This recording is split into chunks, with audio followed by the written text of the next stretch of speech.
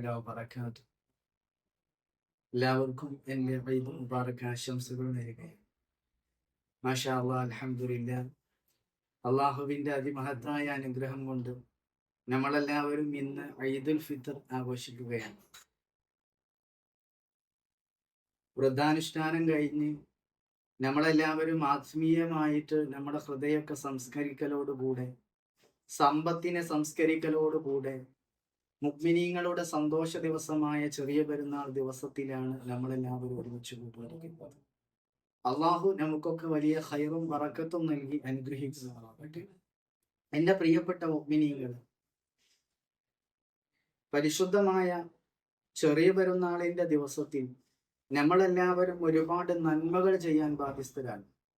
ഒരിക്കൽ മുത്ത് റസൂലുള്ളാഹി സ്വല്ലല്ലാഹു അലൈഹി വസല്ലമ തങ്ങൾ ഒരു വേള നിസ്കാരത്തിന് വേണ്ടി പള്ളിയിലേക്ക് ഇങ്ങനെ നടന്നു വരുമ്പോൾ പള്ളിയുടെ ഒരു പാർശ്വഭാഗത്ത് കുറച്ച് കുട്ടികൾ ഇങ്ങനെ ഇരിക്കുന്നുണ്ട്.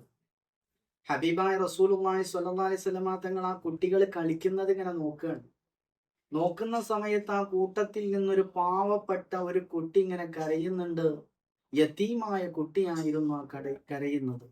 അങ്ങനെ നബി സല്ലല്ലാഹു അലൈഹി വസല്ലമ തങ്ങൾ ആ കുട്ടിയെ കൂട്ടിയിട്ട് തന്റെ വീട്ടിലേക്ക് കൊണ്ടുപോവാണ്. ഫാത്തിമ ബീവി റളിയല്ലാഹു അൻഹയെയും അലിയാരി തങ്ങളെയും ഏൽപ്പിക്കുന്നു. ഹസൻ ഹുസൈൻ റളിയല്ലാഹു അൻഹുവിനെ ഏൽപ്പിക്കുന്നു. ആ കുട്ടിയെ അവർ പരിപാലിക്കുകയാണ്.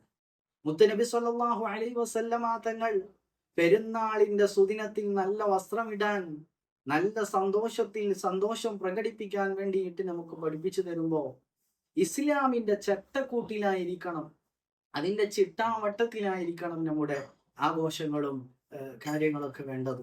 അല്ലാതെ പരിശുദ്ധമായ ദീനിന്റെ പുറത്ത് കിടക്കുന്ന മറ്റുള്ള മതസ്ഥരുമായിട്ട്, മറ്റുള്ള കാര്യങ്ങളുമായിട്ട് നമ്മൾ അതിലേക്ക് പോകുന്ന ഒരവസ്ഥയിലേക്ക് നമ്മുടെ ആഘോഷങ്ങളും ആർഭാടങ്ങളും ഒന്നും ആയിക്കൂടാ. നമ്മളെ ചെറിയ പെരുന്നാൾ ഇൻഷാ അല്ലാഹ് നല്ല പോലെ ആഘോഷിക്കണം. നമ്മുടെ കുടുംബത്തിലൊക്കെ പോയി കുടുംബ ബന്ധം പുലർത്തുകയും സഹോദരങ്ങള് സുഹൃത്തുക്കളൊക്കെയുമായിട്ട് നല്ല ബന്ധം, നല്ലൊരു അറ്റാച്ച്മെന്റ് നമ്മൾ ഉണ്ടാക്കിയെടുക്കുകയും വേണം. അള്ളാഹു അതിന് തൗഫീഖ് നൽകുമാറാവട്ടെ. ഈ ചെറിയ പെരുന്നാളിന്റെ ദിവസത്തിൽ നമ്മളുമായിട്ട് ബന്ധപ്പെട്ട പലരും ഒരുപാട് വിദേശത്തുള്ളവരുണ്ട്. അള്ളാഹു അവർക്കൊക്കെ വലിയ ഖൈറ് നൽകുമാറാവട്ടെ.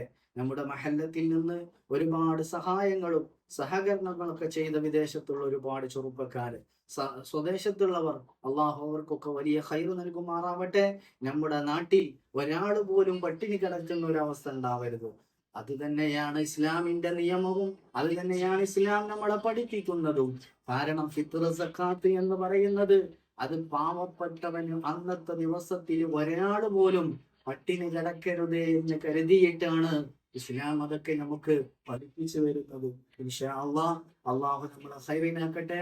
അസ്സലാമു അലൈക്കും വറഹ്മത്തുള്ളാഹി തആല വബറകാതുഹു.